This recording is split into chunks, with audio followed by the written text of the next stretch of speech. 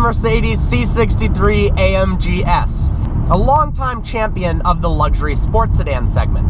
I have the word luxury in front of it because BMW, with the M3, has dominated the sports sedan segment. However, I think with the all-new redesign, Mercedes has what it takes to be a better car overall than the M3 and M4. This specific 2017 model is an AMG S. That means it's more expensive. It has more power. It's got leather seats as standard instead of the non-AMG S, which does not. It's got a nicer steering wheel. All of the accents are now body colored and the exhaust tips are chrome. However, this has the night package, which returns all of that back to gloss black. The tips, they look mean. The normal C63 AMG makes 469 horsepower and 479 pound-feet of torque out of a 4-liter twin-turbocharged V8. Yes, gone is that magnificent 6.2-liter V8. Times are changing, the climate matters, downsized boosted engines are coming into play. But I'm pleased to say it sounds absolutely marvelous, and that added torque is definitely welcomed. The AMG S model makes 503 horsepower and 516 pound-feet of torque. Let's compare that to the BMW M3 for a second. Both those figures over 500. The M3 makes 425 horsepower and 405 pound-feet of torque. That is quite a lot less. It also has a 3-liter twin-turbocharged inline-6, which doesn't sound nearly as good as this V8 does. Speaking of sound, this is equipped with the optional performance exhaust. It's $1,250 and is mandatory. It sounds absolutely superb. You've got a button here in the center console that you can click, and it is the loud button. It's the button you should have activated at all times. Opens up the baffles, makes the exhaust a lot louder. Let's floor it, shall we?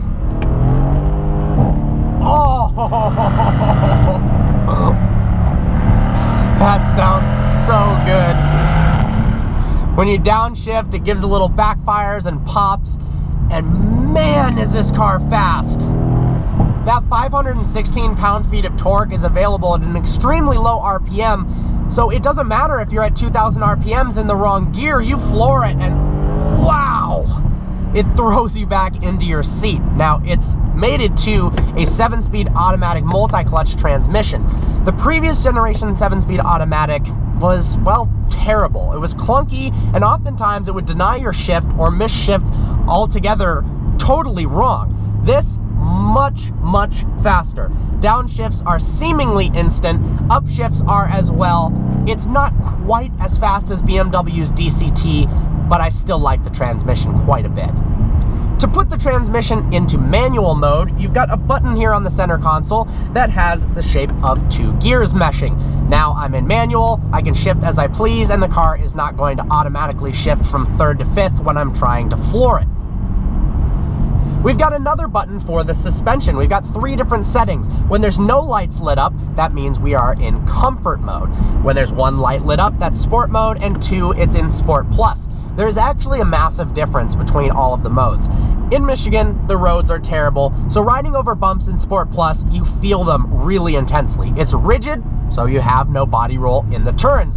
When you put it in comfort mode, it rides really well, and this C63 is absolutely something that you could daily drive. If you put it in drive, you don't have it in Sport Plus or race mode, you have the comfort setting on the suspension, anyone could drive this car. It's not intimidating whatsoever. And the traction control is very advanced. Without cutting in too hard where it's scary and jerky, it makes it so the wheels don't slip too much, so you accidentally end up sideways. Of course, you can turn all that off, put it in race mode, and make the car go sideways on purpose. That is a lot of fun. Let's talk about the driving mode, shall we? We've got individual, which allows you to customize the transmission, the throttle response, the suspension, all to your individual liking. Then we've also got comfort mode for daily drivability, sport, sport plus, and race. When you put it into race, it reduces the traction, puts the gearbox into manual mode, puts sport plus on the suspension, and it is ready for the track. Or, if you're a hardcore driving enthusiast like myself, for the road at all times, whenever possible. Oh, it sounds so good.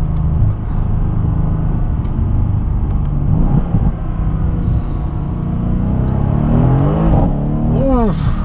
I've got an awesome optional heads-up display in front of me, absolutely necessary. Allows you to keep your eyes on the road and alerts you when you need to shift. The interior is first rate. We've got this saddle brown Designo leather that honestly looks a lot less like poop in person than it does probably on this video. I actually love this color interior, the quilted leather stitching, and how these seats hug you. The bolstering is enormous, and it just holds you right in place, and you can tell that performance was the first thought in mind when Mercedes AMG developed this C63 AMG S. They're comfortable as well, so for long road trips, not a problem at all. We've got plenty of space, and surprisingly, you've actually got tons of leg room in the back as well. Overall, all of the materials and the design language in the new C-Class, but also the C63 AMG, are brilliant looking. We've got an awesome looking hollowed out Burmester sound system. Everything is just, I'm just blown away by this interior. It is so much better than any of its competitors, the ATS-V, the BMW M3, maybe the Audi RS5, that you can almost just pick this car purely because of the interior advantage, and then you couple in the most powerful engine in its class, the best sounding engine in its class. It's incredibly fun to drive. The seating position finally is perfect. Wow, I really like the new C63. Now, there are some shortcomings, of course. The entertainment screen is kind of cheap and terrible looking. I'm sure when they do a refresh or a next generation, they're gonna incorporate the massive center screen like they have in the E-Class and the S-Class. It looks a bit out of date, like an iPad mini screwed on to the center. The graphics are very nice, however. When you click the button and put it into race mode, a nice animation comes up of your C63 with an open engine compartment. You can see the internals. There's different graphics for the different driving modes that you have, but it's becoming, it's crazy to say, kind of small for today's standard, and it's just not as fluid in the design. But neither is the BMW M3. On another list of shortcomings, the steering wheel has Alcantara right at 9 and 3, and it can be a little bit slippery. I kind of wish it was just leather wrapped all the way around. I'm sure with driving gloves it's phenomenal, but if you're driving it normally, it feels a little bit more slippery than you would like. However, the paddles are in the perfect position. They don't feel cheap at all. That's a problem with a lot of cars nowadays, is everything's great, but then they cheap out on the things that you touch the most often. On a performance car, you've got to have nice feeling paddles, and these are very sturdy metal. You can't bend them back and forth at all, and they are, of course, very responsive. We've also got a nice looking analog instrument cluster in the front. It says it goes up to 200 miles an hour, although the top speed of this is drag limited to 180. The C63 weighs a little bit under 4,000 pounds, but with 516 pound-feet of torque, that means 0 to 60 in 3.9 seconds.